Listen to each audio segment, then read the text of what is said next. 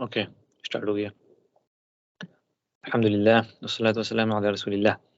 आज enjoy your life जो book हम लोग के अभी करंट सेशन में चल रही है, उसके आज हम लोग 5th सेशन में हैं।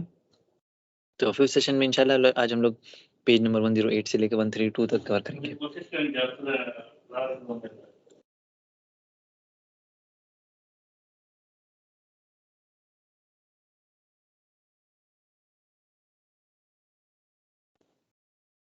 ओके, तो आज स्टार्ट करते हैं पेज नंबर 108 से। पहले हम स्क्रीन शेयर कर देते हैं अपनी।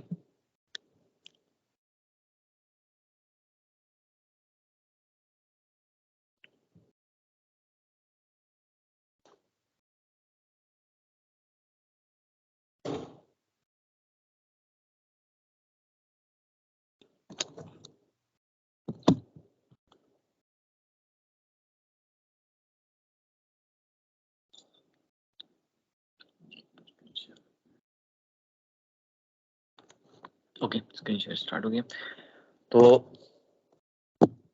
Choose the right topics. Okay, यहाँ से हमें स्टार्ट करना है। ओके, तो ये लिखा हुआ है कि पिछले चैप्टर के बारे में बात जो हो रही थी कि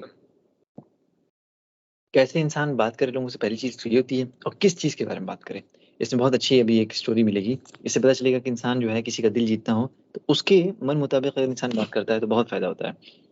यानी कि जब भी किसी शख्स से इंसान बात करे तो वो एक पहले देख ले कि उसका लेवल क्या है, उसकी अंडरस्टैंडिंग का लेवल क्या है। जैसे आप मिसाल के तौर पे आप बहुत टेकी गाय हैं, तो आप नॉन टेकी गाय से वो सारी बातें ना करें कि या तो आप अपनी नॉलेज ना झाड़ें उसके सामने ज़बरदस्ती की। अगर आपको फिर देखें कि उसको क्या पसंद है, उस हिसाब से बात करें, फिर धीरे-धीरे करके आप उसका दिल जीतें, ओके? ये होता है। इसी तरह से जब अपनी जो अपनी वाइफ़ से आप बात कर सकते हैं, वैसे आप ज़ाहिर-सी बात है आप सिस्टर से वैसी बात तो करेंगे नहीं। तो इसीलिए हर पर्सन के हिसाब से टॉपिक डिफरेंट होती है। इसी तरह से जैसे एग्ज़ाम्पल के तौर पे यहाँ पे लिखा हुआ है कि अगर गेस्ट आते हैं हमारे घर में, ठीक है? बहुत उसमें जो है बड़े-बड़े लोग हैं, 80 साल के ऊपर के लोग हैं, ठीक है? और तो फिर ये होगा कि क्या मतलब हमारे लिए सही होगा कि हम उनके साथ जो करें और डिस्कस करें कि अरे हमने अपने दोस्तों के साथ क्या किया, वॉलीबॉल कैसे खेला, फुटबॉल कैसे खेला, ऐसे तो बातें नहीं करेंगे ना। इसी तरह जब हम छोटे बच्चों से बात करते हों, तो ये हम बिल्कुल ये भी नहीं कहेंगे कि जो है शौहर को बीवी के साथ कैसे ट्रीट करना चाहिए। यानी कहने का मतलब यही है कि सब्जेक्ट चूज़ करना बहुत ज़रूरी चीज़ है। इसी तरह से जैसे कि अगर कुछ लोगों के हिसाब से टॉपिक डिस्कस किया जाता है। एक बाप है, उसका एक इंटेलिजेंट सन है, ओके? तो उससे जो है अगर इंसान पूछता है, ठीक है? तो जो फ़ादर है बहुत ही जो है प्राउडली कहेगा, ठीक है, इसको पता है ये चीज़ है, he will be proud of him, और फिर वो उससे इस सब्जेक्ट को डिस्कस भी करेगा। इसी तरह से जिसने जो है एक किसी शख़्स ने एक नई दुकान खोली है और बहुत अच्छा है, उसको प्रॉफ़िट हो रहा है। तो हम जो है उससे जाके ज़रूर ये बात पूछ सकते हैं कि अच्छा ये बताओ कैसे तुम्हें प्रॉफ़िट इतना हो रहा है और कस्टमर्स के साथ तुम ऐसा क्या करते हो कि जो है तुम्हें मतलब इतना फ़ायदा मिल रहा है दुकान में। तो ये चीज़, ये बात जो उसको बहुत पसंद आएगी, ठीक है? और वो इस चीज़ को बार-बार डिस्कस करना करना चाहेगा। तो रसूलुल्लाह सल्लल्लाहु अलैहि वसल्लम जो हैं, इस चीज़ को ज़रूर कंसिडरेशन में लेते थे, और इसीलिए जब भी आप बात करते थे किसी यंग मैन से, तो उसकी बात एकदम डिफरेंट होती थी, किसी एल्डरली से या वुमेन चिल्ड्रन, सबसे एक डिफरेंट यानी कि ऐसा नहीं था कि सबको एक तरह की बात करके मतलब लोगों के सामने एक ऐसी इमेज आ रही है कि मतलब कोई सख्त शख्स है या इस्लाम की एक गलत इमेज आ रही है, बल्कि आप सल्लल्लाहु अलैहि वसल्लम हमेशा अच्छे तरीके से बात करते थे ताकि एक जो जो इंसान है अपनी इंटेलिजेंस के हिसाब से उस चीज़ को समझ सके। यहाँ पर जाबिर इब्न अब्दुल्लाह की बात लिखी हुई है, बहुत ज़बरदस्त स्टोरी इनकी है। और इनके जो फ़ादर थे, उनका ज़ाहिर-सी बात है इंतकाल हो गया था, यानी उनको उनको उनको वो मार्टर्ड हो गए थे, शहीद हो गए थे उहुद के उसमें लड़ाई में। और जो जाबिर रज़ियल्लाहु अन्हु थे, उनकी 9 बहनें थीं और कोई भी उनका केयर करने वाला नहीं था, और उनके पास बहुत बड़ा एक कर्ज़ा भी था। ये सारी चीज़ें थी उनके सर पे, और वो बहुत यंग भी थे। हमेशा जो है इस बारे में वो सोचते थे, अपनी मतलब अपनी बहनों के बारे में सोचते थे, अपने कर्ज़े के बारे में सोचते थे। क्योंकि उनके जो जो जो देने वाले थे, कर्ज़दार लोग थे, वो हमेशा उनसे डिमांड करते रहते थे दिन-रात। एक बार क्या हुआ कि जाबिर रज़ियल्लाहु अन्हु रसूलुल्लाह सल्लल्लाहु अलैहि वसल्लम के साथ एक एक्सपीडिशन पे निकले, और बहुत गरीब थे वो, तो उनके साथ जो कैमल था वो बहुत ही कमज़ोर था, वो चल भी नहीं पा रहा था, और उनके पास इतना पैसा भी नहीं था कि कोई दूसरा कैमल ले दे। और वो एकदम लास्ट कैरावान में थे। तो रसूलुल्लाह सल्लल्लाहु अलैहि वसल्लम जो एकदम एंड में थे आर्मी के, तो वो मिलते हैं जाबिर रज़ियल्लाहु अन्हु से, और पूछते और देखते हैं कि जिनका कैमल बहुत स्लो चल रहा था।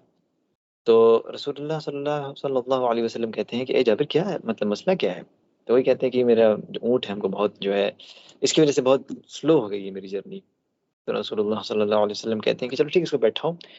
तो जैसे ही वो बैठता है और रसूलुल्लाह सल्लल्लाहु अलैहि वसल्लम जो है नेल्टिस के अपना अपना कैमल भी वो नीचे करते हैं।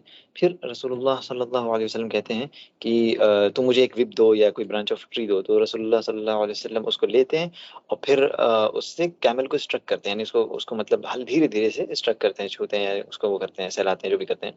तो कैमल जो है फ़ौरन जो है, ये मौज़ज़ा ही था अल्लाह के नबी सल्लल्लाहु अलैहि वसल्लम कि वो कैमल जो है फ़ौरन एनर्जेटिकली उठ जाता है। उसके बाद से फिर फ़ौरन जो है वो जाबिर रज़ियल्लाहु अन्हु उस कैमल पे चढ़ जाते हैं और जो है रसूलुल्लाह सल्लल्लाहु अलैहि वसल्लम के साथ चलने लगते हैं। कैमल जो था बहुत अच्छा हो जाता है। फिर जो है रसूलुल्लाह सल्लल्लाहु अलैहि वसल्लम जाबिर रज़ियल्लाहु अन्हु की तरफ मुड़ते हैं और बातचीत चालू करते हैं। अब ये देखिए आप कि इस जगह पे रसूलुल्लाह सल्लल्लाहु अलैहि वसल्लम ने कौन-सा टॉपिक जो है चूज़ किया। हालाँकि जाबिर ये जो है सहाबी एक यंग मैन थे और जो यंग मैन होते हैं वो ज़ाहिर-सी बात है यंग मैन के सबसे पहले दिमाग में क्या रहता है? एक तो शादी और फिर एक कमाई, यही चीज़ रहती है। तो रसूलुल्लाह सल्लल्लाहु अलैहि वसल्लम ने पूछा कि क्या तुम्हारी शादी हो गई है जाबिर? उन्होंने कहा बिल्कुल हो गई है। फिर आप सल्लल्लाहु अलैहि वसल्लम ने कहा अच्छा कोई मतलब वर्जिन कोई कुँवारी लड़की से हुई है किसी की जिससे मतलब किसी की पहले शादी हो गई उससे किया है? तो कहते नहीं, जिनकी पहले शादी हो चुकी थी उनसे किया है। तब आप सल्लल्लाहु अलैहि वसल्लम थोड़ा सरप्राइज़ हुए कि आखिर एक जवान लड़का क्यों जो है शादी किया है, क्या मतलब उनसे क्यों नहीं किया? किसी कुँवारी से क्यों नहीं किया? फिर आपने पूछा, "ए जाबिर, क्यों जो है तुमने एक कुँवारी लड़की से किया शादी नहीं किया ताकि तुम एक दूसरे के साथ खेल सकते अच्छे से?"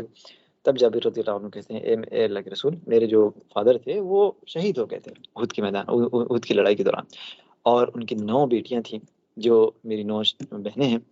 तो मैं इस चीज़ को डिस्लाइक करता था कि मेरे घर में एक और नई लड़की जवान लड़की आए। मैंने इसीलिए जो है किसी एक मतलब उम्र-दराज़ ख़ातून से शादी की ताकि वो इन बच्चों का ख़्याल रख सके। तब रसूलुल्लाह सल्लल्लाहु अलैहि वसल्लम ने इस बात को रियलाइज़ किया कि अम, उस इस शख़्स ने अपना जो मतलब प्लेज़र है ये अपनी बहनों के लिए सैक्रिफ़ाइस किया, बहुत बड़ी चीज़ है ये। तब जो है अल्लाह के नबी सल्लल्लाहु अलैहि वसल्लम ने अ, एक बात कही, एक जोक जैसे कहा जाए, तो आपने कहा कि perhaps when we head from Medina, यानी कि जब हम लोग मदीना की तरफ जाएँ और हम लोग करीब 5 किलोमीटर पहले मदीना के हों, तो तुम्हारी जो बीवी हैं फ़ौरन उनको पता चलेगा हम लोग आ रहे हैं, तो वो फ़ौरन मसनद तकिया बिछाने लगेंगी, ठीक है? तो ओके, फिर जाबिर रज़ियल्लाहु अन्हु जो है अपनी गरीबी के बारे में सोचते हैं, फिर कहते हैं कि मसनद? ऐसा अल्लाह के नबी, मेरे पास कोई मसनद तकिया नहीं है। तब अल्लाह के नबी सल्लल्लाहु अलैहि वसल्लम कहते हैं इंशाअल्लाह तुम्हारे पास ज़रूर होंगी। इसी तरह से आगे चलते रहते हैं, तो रसूलुल्लाह सल्लल्लाहु अलैहि वसल्लम कहते हैं कि सोचते हैं कि मतलब थोड़ा-सा इनको कुछ पैसा दे दें। तो फिर जाबिर रज़ियल्लाहु अन्हु की तरफ मुड़ते हैं और कहते हैं कि क्या तुम अपना कैमल बेचोगे हमको? तब जाबिर कहते हैं कि यार यही तो मेरे पास सब कुछ है और अब ये बहुत स्ट्रॉन्ग भी बन चुका है, पहले बहुत मज़बूत हो गया, पहले तो बहुत कमज़ोर था। लेकिन फिर भी उन्हें लगा कि ये अच्छी बात नहीं होगी कि मैं अल्लाह के नबी सल्लल्लाहु अलैहि वसल्लम का ये जो ऑफ़र इसको रिजेक्ट करूँ। तब आपने कहा, तब जाबिर रज़ियल्लाहु अन्हु ने कहा कि अच्छा ठीक है, ऑफ़र बताइए कितना आप देंगे इसके लिए? तब रसूलुल्लाह सल्लल्लाहु अलैहि वसल्लम ने कहा 1 दिरहम। तब उन्होंने कहा 1 दिरहम? फिर जो है आपने कहा 2 दिरहम। तो उन्होंने कहा नहीं, नहीं, नहीं अभी भी नहीं सही है। उसके बाद से फिर इसी तरह से करते-करते 40 दिरहम तक दाम पहुँचा। तब जाबिर रज़ियल्लाहु अन्हु कहते हैं ठीक है, लेकिन एक कंडीशन ये रहेगी कि मैं इसी ऊँट को मदीना तक राइड करते हुए चलूँगा। तब आप सल्लल्लाहु अलैहि वसल्लम कहते हैं बिल्कुल ठीक है। अब जब मदीना पहुँचते हैं तो जाबिर रज़ियल्लाहु अन्हु अपना अपने कैमल से उतरते हैं और उसके बाद से फिर नमाज़ पढ़ते हैं मस्जिद में जाके रसूलुल्लाह सल्लल्लाहु अलैहि वसल्लम के साथ। अब जब आप बाहर आते हैं तो जाबिर रज़ियल्लाहु अन्हु कहते हैं ये लीजिए आपका कैमल, आपका ऊँट। तब रसूलुल्लाह सल्लल्लाहु अलैहि वसल्लम बिलाल रज़ियल्लाहु अन्हु को हुक्म देते हैं कि इनको 40 दिरहम और दो। ठीक है? तो बिलाल रज़ियल्लाहु अन्हु 40 दिरहम और देते हैं जाबिर रज़ियल्लाहु अन्हु को। जाबिर रज़ियल्लाहु अन्हु उस पैसे को लेते हैं अपने हाथ में और फिर जो है सोचते हैं कि क्या जो है करें इस पैसे का? क्या इससे ऊँट ले लें या इससे कोई फर्नीचर या कोई घर अपने घर के लिए कोई फर्नीचर वगैरह ले लें? तब रसूलुल्लाह सल्लल्लाहु अलैहि वसल्लम बिलाल रज़ियल्लाहु अन्हु की तरफ मुड़ते हैं और कहते हैं, "ए बिलाल, ये ऊँट लो और इसको जाबिर को दे दो।"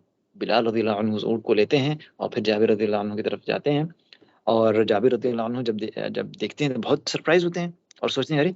क्या मेरी सेल कैंसल हो गई क्या? रसूलुल्लाह सल्लल्लाहु अलैहि वसल्लम ने सेल कैंसल कर दिया क्या?" तब बिलाल कहते हैं कि, "नहीं ए जाबिर, ये कैमल ले लें आप।" तो पूछते हैं, "अरे! वजह क्या है?" तो बिलाल रज़ियल्लाहु अन्हु कहते हैं, "अल्लाह के नबी ने हुक्म दिया है कि ये पैसा और ये ऊँट सब आपका, ये आप ले लें।" तब जाबिर रज़ियल्लाहु अन्हु वापस मुड़ते हैं रसूलुल्लाह सल्लल्लाहु अलैहि वसल्लम के पास और कहते हैं कि क्या हुआ? तब आप सल्लल्लाहु अलैहि वसल्लम कहते हैं कि क्या मैंने तुमसे ये सारी बातें सिर्फ़ इसलिए की ताकि मैं तुम्हारा ऊँट ले सकूँ? कि मेरा मकसद इस ऊँट को खरीदना नहीं था। मैंने सिर्फ़ इसलिए किया ताकि मैं तुम्हारी कुछ पैसे से मदद कर सकूँ। क्या बेहतरीन अखलाक थे, सुभान अल्लाह। तो इंशाअल्लाह मेरा पेज नंबर 112 तक था, 113 से काशिफ़ कंटिन्यू करेंगे। यार स्क्रीन को शेयर कर दो प्लीज, पीडीएफ। मुदस्सिर शेयर कर दो यार, हम तो जा रहे हैं अभी।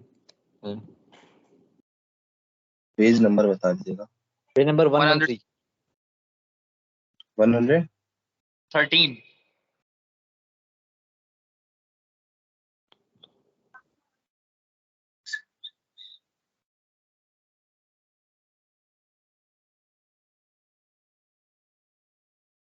हो गया शेयर?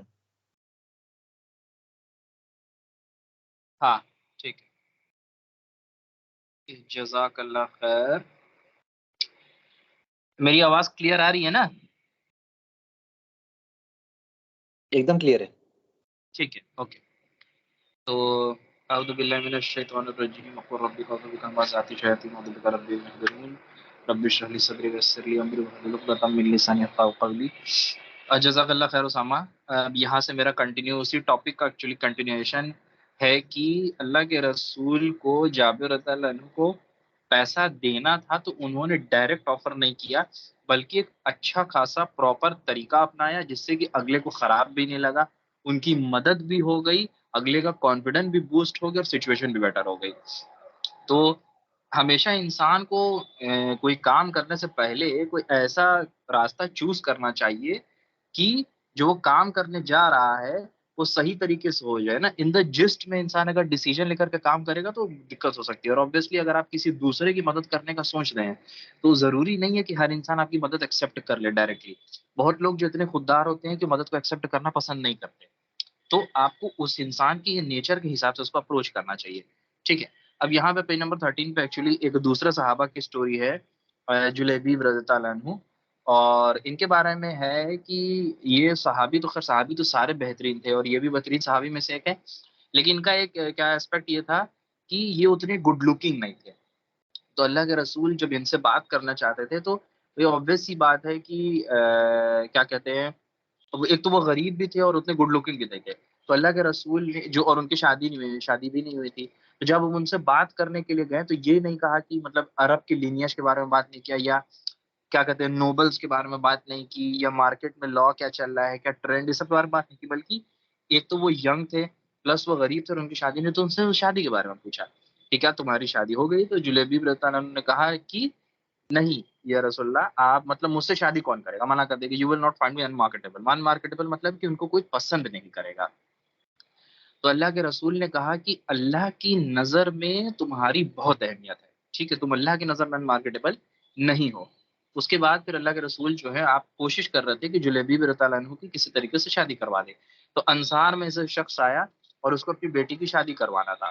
तो अल्लाह के रसूल ने कहा कि मैं तुम्हारी क्या कहते हैं कि बेटी की शादी करवाना चाहता हूँ, ठीक है, I want to have your daughter married, मतलब तुम्हारी बेटी की शादी करवाना चाहता हूँ। तो उस आदमी को लगा कि अल्लाह के रसूल खुद शादी करना चाहते हैं, तो उन्होंने कहा कि बिल्कुल या रसूलल्लाह, मना तो नहीं कर सकता। तो अल्लाह के रसूल ने फिर क्लियर किया कि नहीं, मैं अपने लिए नहीं चाहता इसको। तो वो आदमी ने कहा कि तो फिर किसके लिए? तो उन्होंने अल्लाह के रसूल ने कहा कि जुलेबीब के लिए। तो आदमी जो सरप्राइज हो गया, कह रहा जुलेबीब, जुलेबीब, या मैसेंजर ऑफ अल्लाह, मतलब मुझे लड़की की माँ से बात करने दीजिए। फिर वो आदमी अपने घर जाते हैं, पेज नंबर 114, ठीक है। तो वो आदमी अपने घर जाते हैं और अपनी बीवी से जो है वो कहते हैं कि अल्लाह के रसूल जो है हमारी बेटी की शादी करवाना चाहते हैं। तो उसकी बीवी बड़ी खुश होती है कि बेहतरीन, मतलब अल्लाह के रसूल से अगर शादी हो जाए हमारी बेटी की तो उससे अच्छा क्या हो सकता है। तो फिर वो आदमी क्लियर करता है कि वो खुद से मतलब शादी नहीं करना चाहते, बल्कि वो उसकी शादी जुलेबीब से करवाना चाहते हैं। तो औरत बड़ी शौक हो जाती है, तो कहती है कि मतलब मैं अपनी शादी एक अगली पुअर, मैंने कहा एक खराब शक्ल के दिखने वाले गरीब इंसान से क्यों करूंगी, बिल्कुल भी नहीं। तो क्या कहते हैं कि नो, मतलब वो कसम खाती है कि नो नो, मतलब मैं नहीं कर सकती, ऐसा नहीं हो सकता। तो उसका जो शौहर रहता है, लड़की का जो बाप रहता है, थोड़ा सा उदास हो जाता है। तो वो सोचता है कि अब जा करके अल्लाह के रसूल को बोल दे। तो जो लड़की रहती है जिसके शादी के बारे में बात हो रही, वो आवाज देती है अपने अब्बा को कि इस शादी का न्योता जो है वो किसने दिया था, प्रपोजल किसकी तरफ से था। तो वो कहते हैं, उनके अब्बा कहते हैं कि अल्लाह के रसूल की तरफ से था। तो फिर वो लड़की कहती कि क्या आप अल्लाह के रसूल की रिक्वेस्ट को रिजेक्ट करना चाह रहे हैं? मतलब आप लोग क्या सोच रहे हैं कि अगर अल्लाह के रसूल ने आपसे किसी चीज की रिक्वेस्ट की और आप उनको मना करेंगे? तो फिर माँ-बाप को ये चीज़ एहसास होता है और फिर वो लोग ऑब्वियसली जो है शादी के लिए तैयार होते हैं और फिर उस लड़की की जो शादी है वो जुलेबी रज़ियल्लाहु अन्हु से हो जाती है। ठीक है? तो अल्लाह के रसूल कहते हैं, तो O lord bestow good on them in abundance and make not their life one on toil and trouble. तो अल्लाह के रसूल ने दुआ कर दी तो फिर तो बात ही खत्म हो गई सारी। उसके बाद क्या था कि अल्लाह के रसूल और जुलेबी रज़ियल्लाहु अन्हु जो एक एक्सपेडिशन में जाते हैं और फिर एक बैटल, मतलब एक लड़ाई, एक जंग होती है। तो जब जंग खत्म होती है तो अल्लाह के रसूल अपने बाकी सहाबियों से पूछते हैं कि क्या तुमने किसी को खोया? तो जो भी मिलता है कहते हैं कि हाँ, मैंने इसको खोया, मैंने उसको खोया, उसको खोया। तो अल्लाह के रसूल से क्या कहते हैं कि जब लोग अपना बोल रहे तो फिर अल्लाह के रसूल कहते हैं मैंने जुलेबीब को खो दिया। फिर कंपेनियंस को ऑर्डर देते हैं कि भाई देखो जुलेबीब कहाँ है, तो फिर वो बैटल फील्ड के अंदर चेक करते हैं कि भाई जुलेबीब रज़ियल्लाहु अन्हु कहाँ है। तो देखते हैं कि 7 जो है काफिर जो रहते हैं, कुफ़ार पेगन्स, उनके बीच में जुलबीब रज़ियल्लाहु अन्हु जो है वो गिरे रहते हैं। मतलब उन्होंने 7 कुफ़ारों का कत्ल किया और फिर उसमें वो खुद भी शहीद हो गए।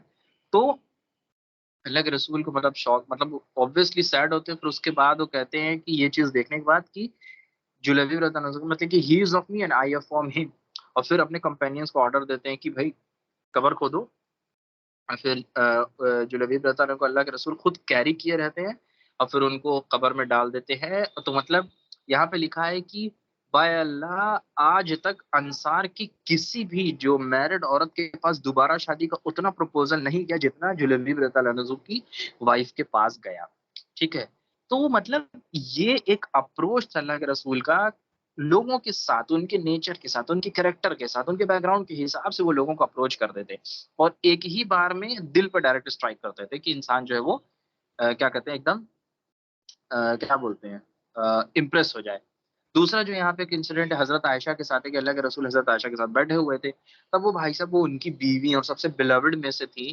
तो उनसे उन्होंने ऑब्वियसली रोम के एक्सपीडिशन के बारे में बात नहीं, कौन-सा हथियार इस्तेमाल करना चाहिए, लड़ाई में क्या होना चाहिए, ये होना चाहिए, वो होना चाहिए, ये सब बात नहीं। उन्होंने अपनी बीवी हज़रत आयशा रज़ियल्लाहु अन्हा से बड़ी प्यार से बोला कि मुझे पता है कि कब तुम मुझसे खुश रहती हो और कब तुम मुझसे नाराज़ रहती हो। तो हज़रत आयशा ने रिप्लाई किया कि कैसे पता आपको, बताइए? तो वो कहते हैं कि अल्लाह के रसूल कहते हैं कि जब तुम मुझसे खुश रहते हो तो तुम कहती हो मोहम्मद के रब, और जब तुम मुझसे नाराज़ रहती हो तो कहते हैं इब्राहीम के रब। तो थोड़ा-सा मतलब क्या कहते हैं शाई होती है और फिर कहती है कि हाँ, ये बात सही है लेकिन मैं सिर्फ़ नाम चेंज करती हूँ, बाकी सब सेम है, but I do not put aside anything accept your name. ठीक है? तो डू मतलब उनका कहने का यहाँ पे ये जो इतनी स्टोरी सुनाने का मतलब है कि अगर हम लोग बात करते हैं किसी से, चाहे वो लेट्स से कि कोई बच्चा है या अम्मा है या कोई एल्डर है या आपका कोई दोस्त है, शादीशुदा हो तो बीवी है, हो सकता है कि ससुराल के लोग हों। इस चीज़ का हम लोग ख़्याल करते हैं कि अगले के मूड के, अगले के क्या कहते हैं इंटरेस्ट के हिसाब से उससे बात किया जाए, या हमें जो पसंद है और हम अपनी पसंद को अगले ऊपर थोपने की कोशिश करते हैं। ठीक है? तो ये एक चीज़ जो है इंसान को अपने ख़्याल में रखना चाहिए। एंड फिर यहाँ जो है फिर पेज नंबर 17 में मेरा लास्ट है और यहाँ पे क्या कहते हैं कि लिखा हुआ है कि इंसान का फर्स्ट इंप्रेशन जो है वो अगले के दिमाग के ऊपर 70% जो है छाप छोड़ देता है। जो पहली बार अगर हम किसी शख्स से मिलते हैं, तो जो भी उसका रवैया रहेगा 70% जो है मेरे दिमाग में बैठ जाएगा और फिर हम कभी भी उससे मिलेंगे तो वही रहने वाला है। तो यहाँ पे था कि इजिप्ट इजिप्ट के अंदर एक क्या कहते हैं ट्रेडिशन था कि जब शादी होती थी किसी की, आदमी क्या करता था कि अपने बेडरूम में एक बिल्ली को छुपा देता था और जब दुल्हन और आदमी जब कमरे में पहुंचते थे तो वो क्या कहते हैं जहाँ पे बिल्ली को छुपाया था वहां जाता था, बीवी के सामने अपनी बिल्ली को निकालता था, उसका गला घोट के उसको मार देता था। क्यों? क्योंकि वो बीवी के दिमाग में अपना ताकत और अपनी वहशत, अपना वो क्या कहते हैं पावर जो है उसके अंदर पहला ही इंप्रेशन जो है वो छाप छोड़ सके कि देखो इतना खतरनाक है ये कि हाथ से गले घोट के बिल्ली को मार दिया। तो this is a wrong practice, ऐसे नहीं करना चाहिए। उसके बाद यहाँ पे जो राइटर है इन्होंने खुद अपना बारे में कि जब वो एक यूनिवर्सिटी से ग्रेजुएट हो तो उन्होंने एक इंस्ट्रक्टर की पोजीशन मिली। इस सीनियर इंस्ट्रक्टर के तौर पे उन्होंने उन्हें एक सीनियर इंस्ट्रक्टर ने एडवाइस किया कि जब तुम क्लास में जाओगे स्टूडेंट से मिलने तो अपनी आंखें सख्त रखना, घूर के देखना, उन्हें उनके साथ हंसी मजाक मत करना, क्योंकि जो तुम्हारा पहला इंप्रेशन रहेगा ये तुम्हारा 70% उनके दिमाग पे छाप छोड़ जाएगा, और फिर वही जो है तुम्हें बाकी चीजें फर्दर बिल्डअप करने में मदद करेगा। ठीक है।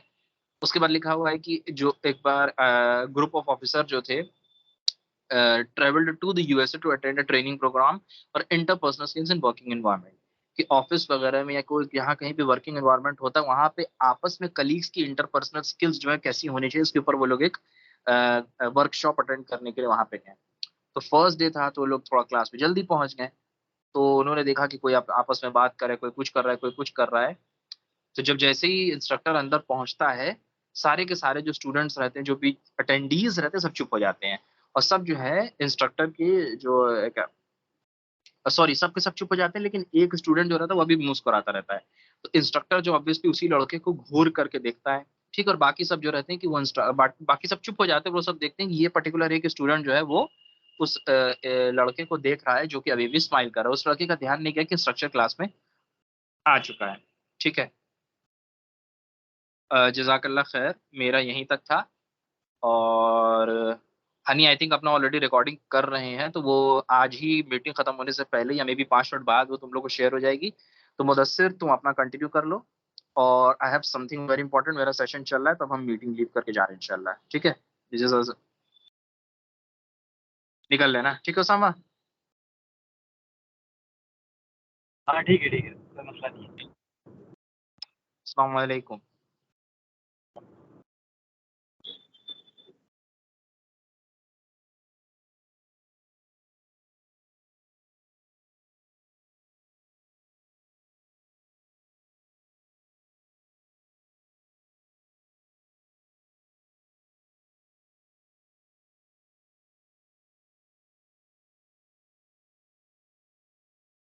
अस्सलाम वालेकुम रहमतुल्लाह।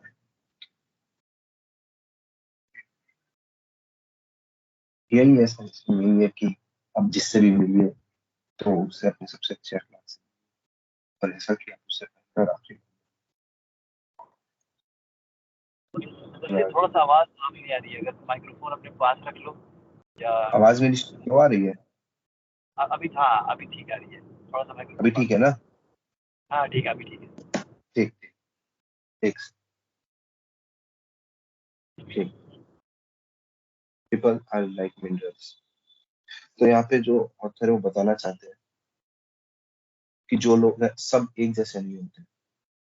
ठीक है, सब अलग अलग। जैसे एक जमीन होती है, कैसी होती है, कहीं पे हार्ड होती है, कहीं की सॉफ्ट होती है, कहीं की फर्टाइल होती है, कहीं की बैरन होती है, मतलब बंजर होती है। तो वैसे ही लोग अलग अलग होते हैं। कोई बहुत नेचर में बहुत सॉफ्ट होंगे, बहुत वाइट होंगे, कोई बहुत हार्श होंगे, कोई बहुत जनरस होंगे, कोई बहुत मतलब मिसबिहेव करने वाले होंगे। मोहम्मद सल्लल्लाहु अलैहि वसल्लम ने बोला कि अल्लाह सुब्हानहू व तआला ने आदम अलैहिस्सलाम को बनाया हैंडफुल ऑफ टेस्ट से, फ्रॉम डिफरेंट लैंड्स, अलग अलग लैंड के से। तो जो उनके बच्चे हैं वो लोग भी वैसे ही है, अलग अलग तरीके से। जैसे उन्होंने बनाया, कोई रेड है, वाइट है, ब्लैक है, और जो उसके बीच में है। ठीक है,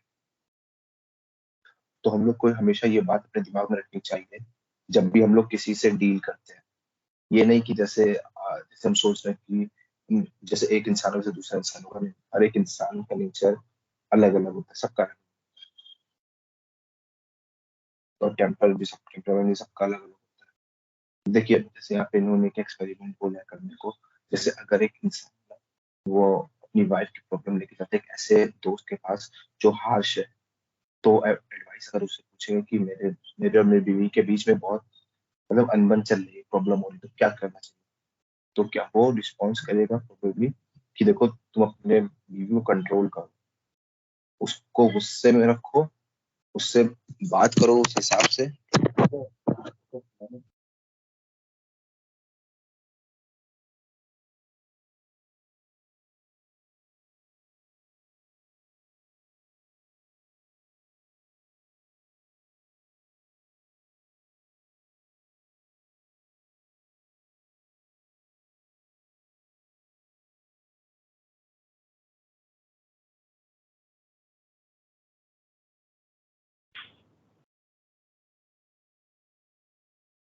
मुदस्सिर आवाज नहीं आ रही तुम्हारी, बस चेक करो तो।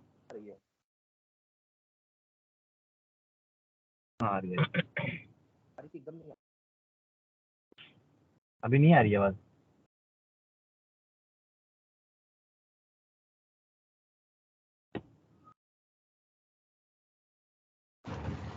हेलो, अब आ रही है? अब आ रही है बात। ठीक है। अरे तो फिर से शुरू कर दूं क्या? हाँ कर दो शुरू से, क्योंकि एकदम बहुत बेकार आवाज आ रही मेन थी क्या हुआ शुरू ना, से। गलती वो हो गया है, क्या बोलते हैं, मैं ध्यान नहीं दिया, ईयरफोन लगाया हुआ था। रुक जाइए, बस मैं फिर से शुरू करता हूँ। अब एकदम 2 मिनट साफ रुकिए बस। आवाज आ रही है। हाँ प्लीज शुरू से स्टार्ट करो। बिस्मिल्लाह।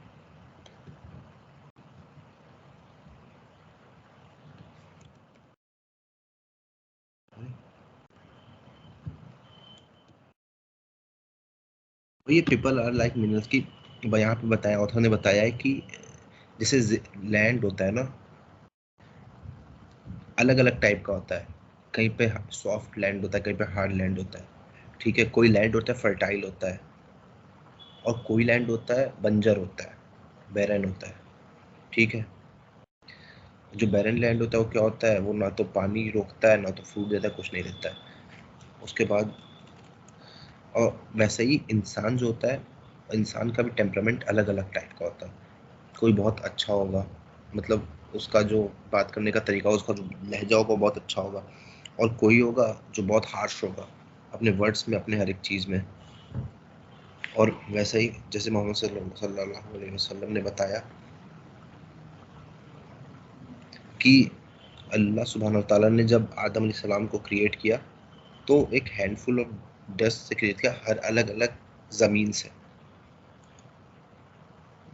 तो जो उनके मतलब जो बच्चे मतलब जो जितने भी बच्चे हुए, ठीक है, चिल्ड्रंस ऑफ एडम, तो वो लोग का क्योंकि अलग अलग जगह से लिया था, तो अलग अलग लोगों के अंदर खूबियाँ आ गई।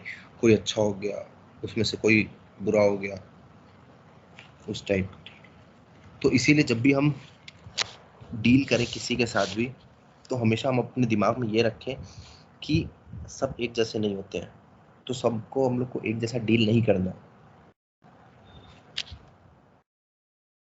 वही बताया, वही अभी ऑथर ने बोला कि एक एक्सपेरिमेंट है। उन्होंने बताया कि जैसे अगर आप किसी अपने दोस्त से पूछेंगे कि मेरे साथ मेरी बीवी की प्रॉब्लम चल रही है, एक ऐसे दोस्त से जिसका टेम्परामेंट थोड़ा हार्श टाइप का है, जो थोड़ा गुस्से में रहता है, उस टाइप का है, तो वो क्या आपको एडवाइस देगा? वो डायरेक्ट यही बोलेगा कि देखो, औरत का यही है, उनको जितना दबाओगे उतने उतने उसमें रहेंगी, अच्छे से रहेंगी। उनके ऊपर तुम बताओ कि तुम मर्द हो, तुम इस घर के देख रेख करने वाले हो, तुम सब कुछ हो, उनको दबाओ जितना दबा सकते हो, तो वो लोग सही से रहेंगे। तो इससे क्या होगा? इससे वही होगा कि कोई ये एडवाइस काम तो आएगी नहीं, लास्ट में जाके आपका जो घर है वही टूट जाएगा। फिर बताया है ऑथर ने कि अगर आप दूसरे कोई ऐसे दोस्त के पास जाएं, फिर उसके बाद जिसका लहजा बहुत नर्म है, जो बहुत जेंटल है, तो वो क्या बताएगा आपको कि देखो, ये जो औरत है तुम्हारे बच्चों की माँ है, और हर एक शादी में प्रॉब्लम आती है, तो सब्र के साथ, और देखो क्या प्रॉब्लम है उसको मिल बांट, दोनों लोग कोई पार्टनर हो, तुम उसको आराम से, तुम लोग उसको जो प्रॉब्लम उसको सॉल्व करने की कोशिश करो। तो वही है कि पर्सन टू पर्सन के नेचर पे डिपेंड करता है कि वो कैसा डिसीजन लेगा और कैसी बात बोलेगा। इसीलिए मोहम्मद सल्लल्लाहु अलैहि वसल्लम ने जज जो होते हैं उनको फॉरबेट किया कि वो वर्डिक्ट ना लें अगर वो प्यासे हो, भूखे हो, और या तो उनको अर्ज हो, मतलब बहुत ज़ोर से कॉल ऑफ नेचर आई हो, तब वो ना लें, वर्डिक्ट ना लें, पहले ये सब कर लें उसके बाद। क्योंकि ये सब जो चीज़ होती है उसमें आदमी इन्फ्लुएंस होके डिसीजन कुछ और दे देगा। अभी एक बहुत अच्छी कहानी है। एक प्रीवियस एरा में एक मास मर्डरर रहता था जिसने 99 खून किए थे। अब उसने खून तो कर दिए थे 99, उसके बाद अल्लाह ताला ने उसके दिल में एक होता है रिपेंटेंस का डाल दिया कि मुझको माफ़ी मांगनी है, मुझको माफ़ी मांगनी है। तो उसने लोगों से पूछा कि कोई ऐसा नॉलेजेबल पर्सन बता दो जिसके पास मैं जाके पूछ सकूं कि अल्लाह ताला मुझको माफ़ कर दे, कि कैसे मैं अल्लाह ताला से माफ़ी मांगूं, रिपेंटेंस कैसे करूं। अब इसे हम लोग को एक आबिद की भी वो समझ आएगा, और एक जो स्कॉलर होता है उनका भी। आबिद मतलब जो इबादत करता है, तो मॉन्क, जब मॉन्क जैसे हो गया, तो लोगों ने बताया कि अच्छा, एक उधर जाओ, उधर एक मॉन्क रहते हैं जो अल्लाह की दिन रात इबादत करते रहते हैं, ठीक है। तो वो जो इंसान था 99 खून जिसने किया था, वो गया मॉन्क के पास। उसने बोला देखियो देखो मैंने 99 खून किया है, तो क्या मैं अल्लाह ताला से माफ़ी मांग सकता हूँ? तो जो मॉन्क था वो आज तक इसने एक चूटी भी नहीं मांगी थी। अब वो घबरा गया, बोला 99 खून? तो बोला नहीं, ये तुम्हारे लिए कोई माफ़ी नहीं है क्योंकि तुमने 99 खून किए हैं। अब उसने ऐसा बोल दिया, तो मॉन्क ने उसको ऐसा बोला तो वो और फ्यूरियस हो गया, उसको गुस्सा आ गया, एकदम रेज में हो गया और उसने मॉन्क को भी मार दिया। तो उसका 100 खून कंप्लीट हो गया। पर क्या है, उसके जो दिल में एक माफ़ी मांगने की, रिपेंटेंस की जो तलब थी, वो ख़त्म ही नहीं। वो था कि नहीं मुझको माफ़ी मांगनी है अल्लाह ताला से। तो लोग कुछ वक्त गया तो उसने लोगों से पूछा कि ये बताइए कोई ऐसा आदमी है जिसके पास मैं जाके ये सब पूछ सकता हूँ? तो फिर लोगों ने बताया कि हाँ तुम जाओ, वहाँ पे एक स्कॉलर है, उसके पास चले जाओ, उससे बात कर लो। तो वो जो मर्डरर था वो गया उस स्कॉलर के पास, उनसे उसने पूछा कि देखिए मैंने 100 लोग को कत्ल किया है, तो क्या मैं मांग सकता हूँ माफ़ी अल्लाह ताला से? क्या मैं रिपेंट कर सकता हूँ? तो जो था स्कॉलर, उन्होंने क्या बोला, सुभान अल्लाह, कि तुमको किस चीज़, कौन सी चीज़ है जो तुमको रोक रही है रिपेंटेंस करने से? पर तुम्हारे और अल्लाह ताला के बीच, तुम्हारे और माफ़ी के बीच कोई चीज़ नहीं है। तुम्हारे ऊपर है, तुम माफ़ी मांगो, तुम्हारे मतलब कोई बीच में नहीं आएगा तुम्हारे और तुम्हारी माफ़ी के बीच में, ठीक है। तो जब उसने ये सुना ना तो बहुत खुश हो गया कि ऐसा कैसा है कि मैंने 100 लोग को मार दिया, उसके बाद भी मेरे लिए माफ़ी की वो है, गुंजाइश है। पर अब ये देखिए एक और चीज़ क्या है ना, कि एक नॉलेजेबल पर्सन होने का कितना फ़ायदा है। उन्होंने क्या बोला कि देखो, पर तुम माफ़ी मांग लियो, पर जहाँ पे रहते हो ना तुम, वहाँ से तुम कहीं दूर चले जाओ। वहाँ पे उन्होंने एक जगह बताई कि देखो यहाँ पे अच्छे लोग हैं तो वहाँ पे चले जाओ, क्योंकि जिस लैंड में तुम इविल लैंड में रहते हो, तुम माफ़ी मांगने के बाद अगर तुम वापस वहाँ पे जाओगे तो तुम, हो सकता है कि तुम जो गुनाह कर, मतलब जो तुमने खून किया, वापस से तुम उधर चले जाओ। तो इसीलिए तुम दूसरी जगह चले जाओ, माइग्रेट कर जाओ। तो बोला ठीक है। तो वो जाने लगे रास्ते में, और रास्ते ही में उनका वो हो गया, मतलब इंतकाल हो गया, मर गए। तो उसके बाद मर्सी के फरिश्ते भी आ गए और पनिशमेंट के फरिश्ते भी आ गए। अब दोनों लोग आके लड़ने लगे कि ये बताओ, बोले, उन्होंने मर्सी के फरिश्ते थे, उन्होंने बोला कि देखो इसने तो माफ़ी मांग ली थी। तो जो पनिशमेंट वाले फरिश्ते थे उन्होंने बोला कि माफ़ी तो इसने मांगी थी पर कोई काम ही नहीं किया था, अच्छा काम, नेक काम करे, एक भी कुछ अजर वाला काम करे तो होता है। तो फिर अल्लाह ताला ने एक तीसरे फरिश्ते को भेजा कि वो करने को, अल्लाह ताला ने फॉर्म में एक तीसरे फरिश्ते को भेजा कि इन दोनों लोग के जो डिस्प्यूट है उनको सॉल्व करने के लिए। तो जो जज बन के आए थे उन्होंने क्या बोला कि जो एक जैसे अच्छी सिटी है जहाँ वो जा रहे थे, एक जो बुरी सिटी है जहाँ से वो आ रहे थे, डिस्टेंस नाप लो, जिससे पास होंगे वो, जैसे मान लीजिए अगर बुरी वाली सिटी के पास है वो, तो पनिशमेंट वाला फरिश्ता लेके चल जाएगा, और अच्छी वाली सिटी के पास है तो क्या होगा, तो जो मर्सी वाले फरिश्ते वो लेके उनको चले जाएंगे, ठीक है। तो जब वो लैंड नापी गई तो जो इसके बुरी वाली सिटी थी उससे पास गई। तो फिर अल्लाह ताला ने वो कमांड दिया था जमीन को सिकुड़ने का, और फिर जो मर्सी वाले फरिश्ते थे वो उनकी सोल को लेके चले गए। तो मेरा यहीं तक था।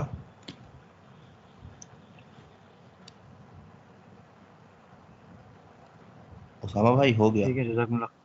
हाँ ठीक है, जज़ाकल्लाह खैर इंशाल्लाह, और बाकी लोग ऐड कर देंगे इसमें रिकॉर्डिंग, और इंशाल्लाह नेक्स्ट सेशन में मुलाकात होगी सबसे। अस्सलाम वालेकुम रहमतुल्लाहि व बरकातहू।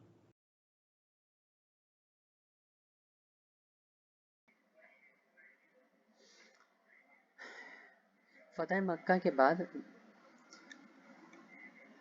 मक्का के बाद इस्लाम जो है काफ़ी ज़्यादा डोमिनेंट हो गया था और काफ़ी ज़्यादा फेमस हो गया था, और रसूलुल्लाह सल्लल्लाहु अलैहि वसल्लम लोगों का दिल पहले ही मीटिंग में काफ़ी अच्छे से जीत लिया करते थे, काफ़ी अच्छे से उनको डील करते थे कि लोग पहले ही उनसे राज़ी हो जाते थे, पहले ही उससे काफ़ी ज़्यादा इम्प्रेस हो जाते थे।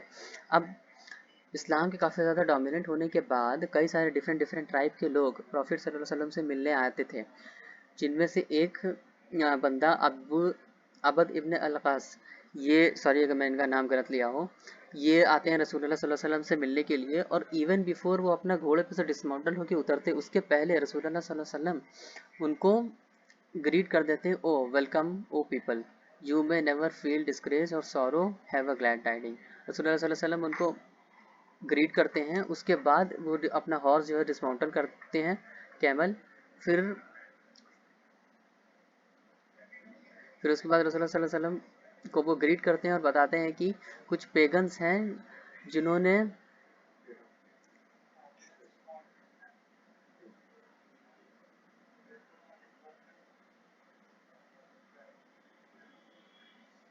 हाँ, तो वो यही बताते हैं कि कुछ पेगन्स हैं, कुछ ऐसे चोर डकैत हैं जो इशू क्रिएट कर रहे हैं, काफ़ी सारा प्रॉब्लम पैदा कर रहे हैं दो सिटीज़ के बीच में। और हम लोग आपके पास इस महीने सेक्रेड मंथ में इसलिए आए हैं क्योंकि इस महीने में अरब लोग एक दूसरे से चोरी नहीं करते, ना ही लड़ाई करते हैं, तो इसका आप हमें कुछ सोल्यूशन दीजिए। तो रसूलुल्लाह सल्लल्लाहु अलैहि वसल्लम उनको ऑर्डर करते हैं 4 चीज़ों का कि ये 4 चीज़ें करो। पहली कि अल्लाह ताला के ऊपर फेथ रखो। तो फिर रसूलुल्लाह सल्लल्लाहु अलैहि वसल्लम पूछते हैं कि तुम्हें पता है फेथ का क्या मतलब है? तो वो लोग बताते हैं कि नहीं, अल्लाह अल्लाह के रसूल ही बेहतर जानेंगे। तो फिर रसूलुल्लाह सल्लल्लाहु अलैहि वसल्लम बताते हैं कि टेस्टिफाई करना कि अल्लाह ताला के सिवा कोई इबादत के लायक नहीं है, और प्रेयर करो, नमाज पढ़ो, चैरिटी दो, और फिफ्थ ऑफ द वो और बाउंटी का जो है वो चैरिटी में दान कर दो। और उसके अलावा कुछ ऐसे यूटेंसिल्स का नाम बताते हैं कि इनमें ड्रिंक मत करना, इसमें कुछ पीना मत, चमड़े का बर्तन एंड कई सारी डिफरेंट चीज़ के बारे में बताते हैं। फिर यहाँ पे अगला स्टोरी दी हुई है कि दूसरे ओकेजन में रसूलुल्लाह सल्लल्लाहु अलैहि वसल्लम ट्रैवल कर रहे थे, और ट्रैवल करने के बाद कई सारे जो डिफरेंट डिफरेंट कंपेनियन थे वो सब के सब डीप स्लीप में चले गए, यहाँ तक कि सुबह हो गई। अब सुबह होने के बाद सबसे पहले अबू बकर उठे रज़ी अल्लाह अन्हु, उसके बाद उमर, और फिर उमर रज़ी अल्लाह अन्हु के उठने के बाद फिर अबू बकर जो है वो रसूलुल्लाह सल्लल्लाहु अलैहि वसल्लम के बगल में सोए हुए थे। तो वो तेज़ी से अल्लाह अकबर बोलते हैं जिससे कि रसूलुल्लाह सल्लल्लाहु अलैहि वसल्लम भी उठ जाते हैं। फिर सारे कंपेनियन लोग नमाज़ पढ़ते हैं, और फिर रसूलुल्लाह सल्लल्लाहु अलैहि वसल्लम कहते हैं कि एक कंपेनियन जो है उसने क्यों नहीं पढ़ा? तो फिर रसूलुल्लाह सल्लल्लाहु अलैहि वसल्लम उनसे पूछते हैं कि तुमने क्यों नहीं पढ़ा? तो वो बताते हैं कि I have a wet dream, जिसकी वजह से मुझे पानी नहीं मिला और मैं नहा नहीं पाया, इस वजह से मैंने नहीं पढ़ा। तो रसूलुल्लाह सल्लल्लाहु अलैहि वसल्लम बताते हैं कि तुम तयम्मुम करो और तयम्मुम करके पढ़ो। तो फिर उसके बाद वो भी नमाज़ पढ़ते हैं, और उसके बाद ये लोग ट्रैवल करते हैं काफ़ी दूर, और इनको पानी की ज़रूरत पड़ती है और पानी इनको नहीं मिलता। पानी की तलाश में ये लोग काफ़ी जाते हैं। फिर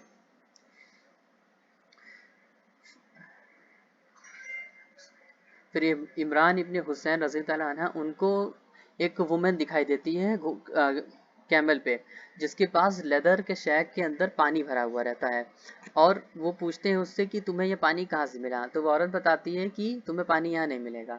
फिर वो पूछते हैं कि how far is the water from your house? तो कहती है कि पूरा एक दिन के बराबर। तो फिर वो लोग उस औरत को रसूलुल्लाह सल्लल्लाहु अलैहि वसल्लम के पास लेके जाते हैं। तो फिर रसूलुल्लाह सल्लल्लाहु अलैहि वसल्लम भी उनसे वही सवाल पूछते हैं उस औरत से, तो वो भी वही सेम जवाब देती है कि यहाँ पानी नहीं है और घर जाने में मुझे 24 घंटा लग जाएगा। फिर रसूलुल्लाह सल्लल्लाहु अलैहि वसल्लम उस औरत का जो पानी का कंटेनर जिसमें रहता है उसको लेते हैं, और यहाँ पर रसूलुल्लाह सल्लल्लाहु अलैहि वसल्लम का मौज़ा है अल्लाह ताला के हुक्म से कि उन्होंने जो यूटेंसिल था उसमें उन्होंने सारे बर्तन में, उनके खुद का जो बर्तन था उसमें वो पानी डालते हैं, जितने सहाबा थे सब ने वज़ू किया, सारी चीज़ें प्रॉपर पानी पिया, सारी अपनी नीड पूरी की, और पानी जो है वो कम नहीं होता, इनफैक्ट उससे ज़्यादा हो जाता है उस औरत के बर्तन में। और फिर रसूलुल्लाह सल्लल्लाहु अलैहि वसल्लम उस औरत को उसके फेवर के लिए, गिफ्ट करने के लिए उसको खजूर देते हैं, और फिर वो लेके खुशी खुशी चली जाती है। फिर वो औरत अपने घर जाके बताती है पूरा इंसिडेंट, तो वो लोग इस चीज़ को देख के इतना ज़्यादा अमेज्ड हो जाते हैं कि फिर बाद में वो पूरी फैमिली उसकी ईमान ले आती है। फिर रसूलुल्लाह सल्लल्लाहु अलैहि वसल्लम का यहाँ पे एक दूसरा इंसिडेंट दिया हुआ है कि रसूलुल्लाह सल्लल्लाहु अलैहि वसल्लम के पास एक बंदा आता है कि या रसूलुल्लाह सल्लल्लाहु अलैहि वसल्लम मुझे कुछ पोर्शन दीजिए अपने इस कैटल में से। तो रसूलुल्लाह सल्लल्लाहु अलैहि वसल्लम सारा दे देते हैं उसको। तो फिर वो आदमी जो है इतना ज़्यादा खुश हो जाता है, चिल्लाते हुए जाता है कि इस्लाम कबूल कर लो, रसूल Muhammad is like a man who doesn't fear poverty. मतलब मोहम्मद के रिलीजन के ऊपर तुम ईमान ले आओ, क्योंकि उनको गरीबी का खौफ ही नहीं है। उसके बाद यहाँ पे दिया हुआ है अनस रज़ी अल्लाह अन्हु का कि the man who came to prophet सल्लल्लाहु अलैहि वसल्लम solely for worldly reason, but afterward his religion become more precious to him than the whole world and all existence in. मतलब कि कोई इंसान रसूलुल्लाह सल्लल्लाहु अलैहि वसल्लम के पास अगर खाली वर्ल्डली रीजन की वजह से अगर आता था, तो उसके साथ ऐसा होता था जैसे कि वो उसका फिर बाद में रिलीजन उसके लिए और ज़्यादा इम्पोर्टेंट हो जाता था। मतलब दुनियावी मकसद के लिए जाता था, लेकिन रिलीजन उसके लिए और ज़्यादा महत्वपूर्ण हो जाता था। तो मेरा यहीं तक था। अब इसके बाद आगे कंटिन्यू करवाएंगे मुदस्सिर।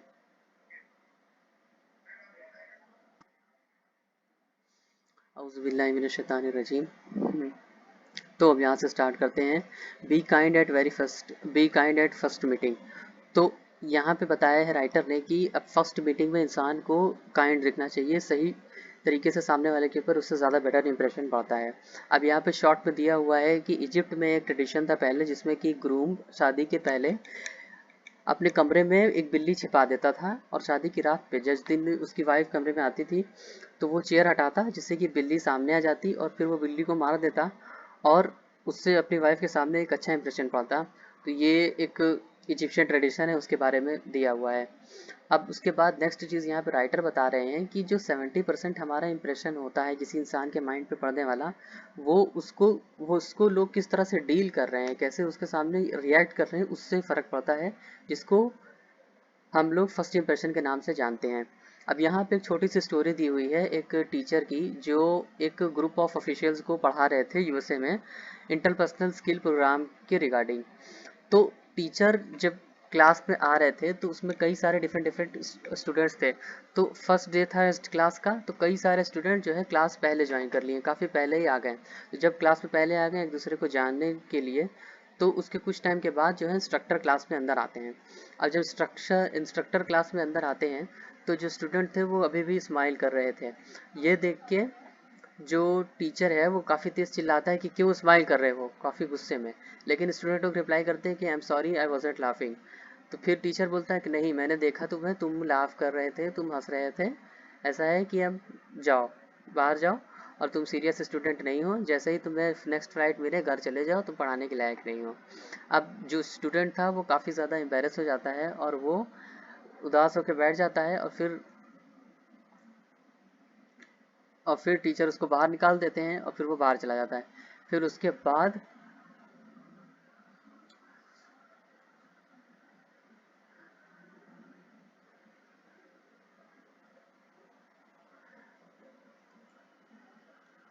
फिर इंस्ट्रक्टर जो है वो बाकी के बच्चों को देखता है और कहता है कि I am so and so, और अपने बारे में इंट्रोड्यूस करता है, और मेरा ये सब्जेक्ट है, मैं ये चीज़ें पढ़ाऊँगा।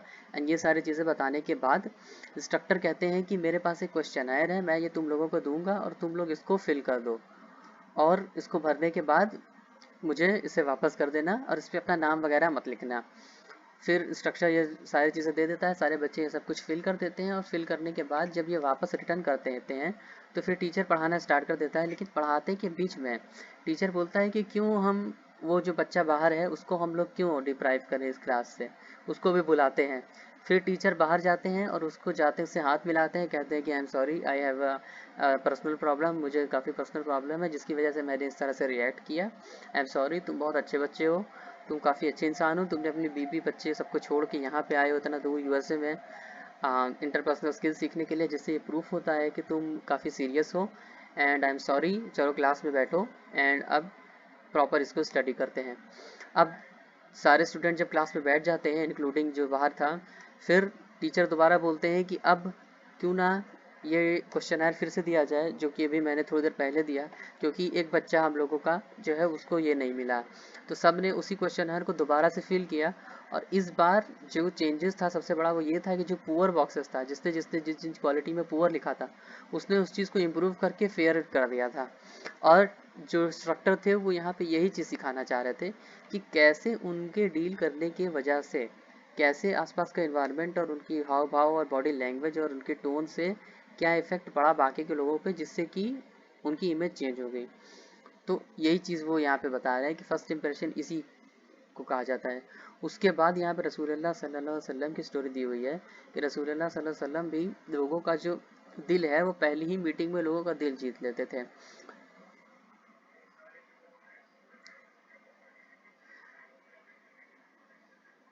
फतह मक्का के बाद रसूलुल्लाह सल्लल्लाहु अलैहि वसल्लम फतह मक्का के बाद इस्लाम जो है काफ़ी ज़्यादा डोमिनेंट हो गया था, और रसूलुल्लाह सल्लल्लाहु अलैहि वसल्लम को काफ़ी ज़्यादा लोग उनसे जल रहे थे और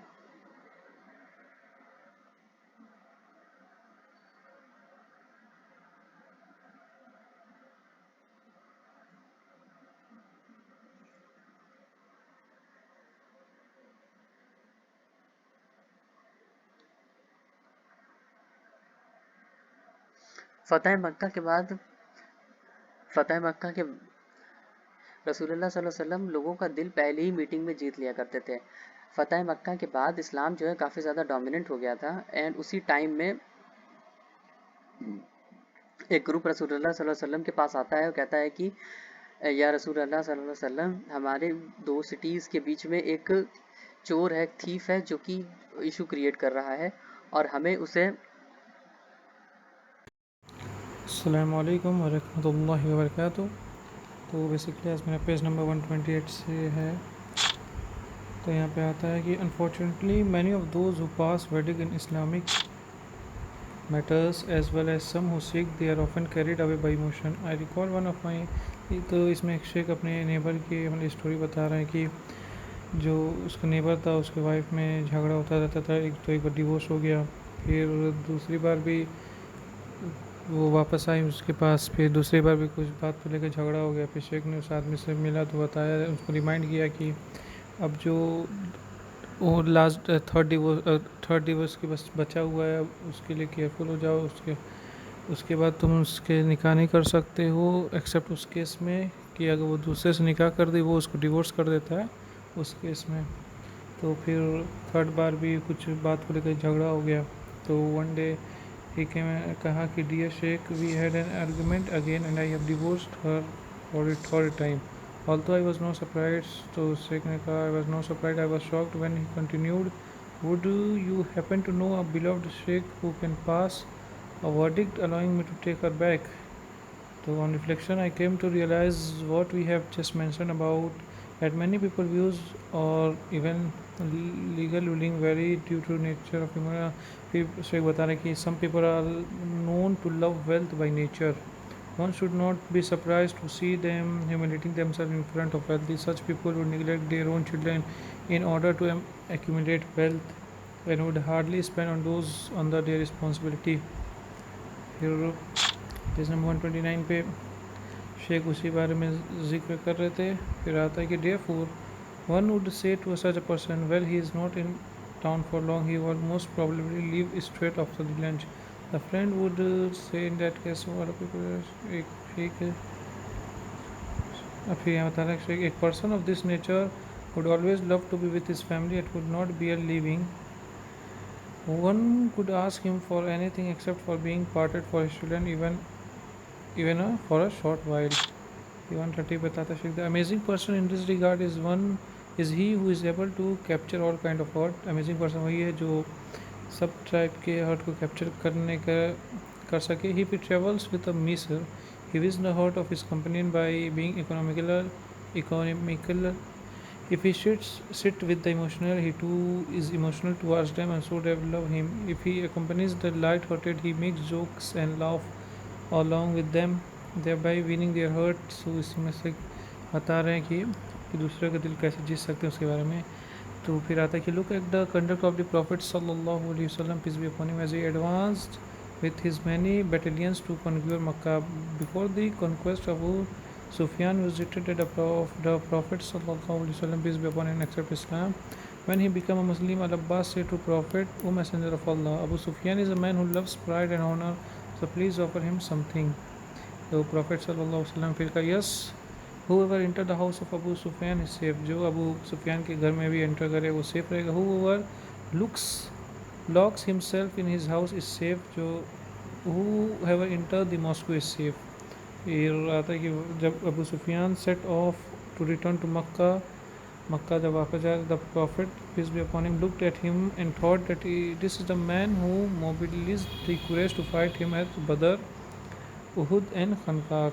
He was the leader who had spent many years of his life in wars since he was a new Muslim. The Prophet sallallahu alaihi wasallam, peace be upon him, wanted to show him the strength of Islam. फिर Prophet ने sallallahu alaihi wasallam ने Abbas से कहा, वो Abbas, at your service, O Messenger of Allah, replied Al-Abbas. He said, delay Abu Sufyan in the narrow pass of the valley so that he can witness the armies of Allah as they pass by him. Al-Abbas took Abu Sufyan to the narrow pass of the valley. Just as the armies began to flood into Makkah, the battalions one by one began to pass by him. When he saw the first battalion, he asked who are they Abbas, उन्होंने पूछा कौन है ये अब्बास, तो अब्बास ने बताया they are सुलैम.